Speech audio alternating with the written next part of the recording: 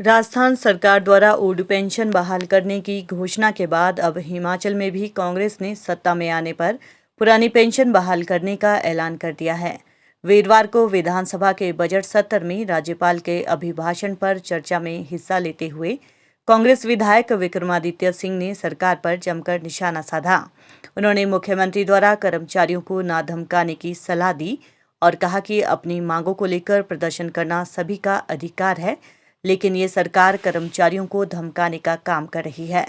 Old pension की बहाली के लिए कर्मचारी मांग कर रहे हैं और ये सरकार पुरानी पेंशन बहाल नहीं करती है तो जिस तरह राजस्थान सरकार ने पेंशन बहाल कर दी है उसी तर्ज पर सत्ता में आने पर कांग्रेस पुरानी पेंशन को बहाल करेगी। विक्रमादित्य सिंह ने इन्वेस्टर मीट को लेकर भी सरकार पर निशाना साधा और कहा कि भाजपा सरकार प्रदेश में 28,000 करोड़ के निवेश की बात कर रही है, लेकिन वास्तव में निवेश हो नहीं रहा है। यदि कहीं निवेश हुआ है तो ये सरकार आंकड़े जारी करे। उन्होंने कहा कि राज्यपाल के अभिभाषण में जो बातें कही गई है वो जमीनी हकीकत से कोसों दूर है। प्रदेश में ये सरकार आय के साधन नहीं बढ़ा पा रही है और अभिभाषण में इस बात का कहीं भी जिक्र नहीं है। प्रदेश में आय कहां से होगी इस बात का जिक्र नहीं किया गया है। प्रदेश को कर्ज के बोझ तले दबाने का काम किया जा रहा है। प्रदेश पर 65,000 करोड़ का कर्ज हो चुका है, जिसमें से 22,000 करोड़ कर्ज इस सरकार द्वारा लिया गया है। ये सरकार सस्ती लोकप्रियता हासिल करने और लोगों को लुभाने के लिए घोषणाएं कर रही है। अभिभाषण में जो तथ्य सरकार द्वारा पेश किए गए या जो बातें उनके द्वारा की गई वो धरातल की वास्तविक परिस्थितियों से कोसों दूर है, जिसका परिणाम इस सरकार को अभी हाल ही में जो चुनाव हुए हैं उसमें मिल भी गया है, जहां पे मुख्यमंत्री जी अपनी संसदीय सीट जो है वो नहीं बचा सके। और जिस तरीके से ये सरकार कार्य कर रही है, जिस तरीके से घोषणाओं पे घोषणाएं हो रही है, जिस तरीके से हर दिन कैबिनेट मीटिंग में आए दिन किसी ना किसी तबके को, किसी ना किसी संगठन को, किसी ना किसी एसोसिएशन को लुभाने की कोशिश करी जा रही है। मैं समझता हूं कि ये सरकार सस्ती लोकप्रियता हासिल करने का प्रयास कर रही है। मगर जैसा मैंने सदन के अंदर भी कहा कि ये एक बहुत चिंता का विषय है कि हिमाचल प्रदेश आज ऋण के अंदर जो है वो दबते जा रहा है। और ये फैक्ट है कि जो 65,000 करोड़ का आज प्रदेश के ऊपर ऋण है, उसमें से करीबन 22,000 करोड़ से 25,000 करोड़ का ऋण वर्तमान सरकार ने पिछले 3-4 साल के अंदर लिया है।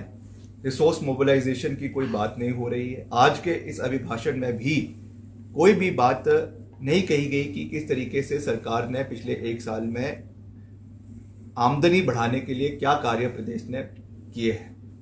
आज भाजपा के विधायक गुणगान कर रहे हैं कि हमने ये मुफ्त दे दिया, हमने वो मुफ्त दे दिया, हम बिजली मुफ्त करने जा रहे हैं, हमने जो है वो अनएम्प्लॉयमेंट भत्ता दे दिया। तो हम ये कह रहे हैं कि केवल मुफ्तखोरी प्रदेश के अंदर नहीं होनी चाहिए। केवल फ्रीबीज बांटकर सस्ती लोकप्रियता प्राप्त करना ये एक long term solution Himachal Pradesh का नहीं है। हमको प्रदेश के लोगों के स्वाभिमान का ख्याल रखना है, प्रदेश के युवाओं के स्वाभिमान का ख्याल रखना है। प्रदेश का युवा पढ़ा लिखा है, प्रदेश का युवा रिस्पेक्टेबल फैमिलीज से आते हैं, प्रदेश का युवा हर वो परिस्थिति राष्ट्रीय स्तर की, अंतर्राष्ट्रीय स्तर की और प्रदेश स्तर की से बड़े अच्छी तरीके से वाकिफ है। वो चाहते हैं कि हमको जो है एम्प्लॉयमेंट मिले, वो चाहते हैं हमको सेल्फ एम्प्लॉयमेंट के एवेन्यूज प्रदेश के अंदर क्रिएट। आज अभी के इस अभिभाषण में लिखा हुआ था गवर्नर साहब के कि 28,000 करोड़ की अभी इन्वेस्टमेंट जो है अभी 27 दिसंबर को जब मोदी जी हिमाचल में आए उस समय जो है ground breaking second ground breaking हुआ और उसके बाद ये इन्वेस्टमेंट आई। कहाँ पे ये इन्वेस्टमेंट आई, कितनी इंडस्ट्रीज हिमाचल प्रदेश को मिली, कितना रोजगार उसमें हिमाचल प्रदेश के युवाओं को मिला, वो सारे आंकड़े अगर दम है इस सरकार में तो आंकड़े विधानसभा के अंदर रखें। मगर उसके बारे में कोई चर्चा नहीं हो रही है। कितने युवाओं को रोजगार दिया जा रहा है, कितने युवाओं को उसमें लाभ मिल रहा है, कितने हिमाचल के इंडस्ट्रियलिस्ट को उसमें लाभ मिल रहा है, उसके बारे में कोई चर्चा नहीं हो रही। आप ओपीएस की जो बात करी है कि राजस्थान सरकार ने ओपीएस की घोषणा कर दी है कि 1/1/2004 से जो है इसको लागू किया जाएगा। और हमने भी ये कहा है कि कांग्रेस पार्टी ने इस पर मंथन किया है और हमने मुख्यमंत्री जी से निवेदन किया है कि वो उसको अभी बजट में अनाउंस कर दे।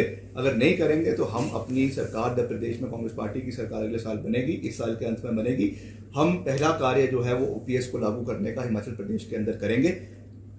बेशक इसको हमारे समय में इम्प्लीमेंट किया गया था, ये इसमें कोई दो राय नहीं है। वीरभद्र सिंह जी की पूर्व सरकार थी, एनडीए की सरकार ने इसको इम्प्लीमेंट किया था और हिमाचल प्रदेश ने भी इसको इम्प्लीमेंट किया था, मगर अब परिस्थितियां बदल चुकी हैं और हम इसको, कांग्रेस पार्टी इसको हिमाचल प्रदेश के अंदर इम्प्लीमेंट करेगी।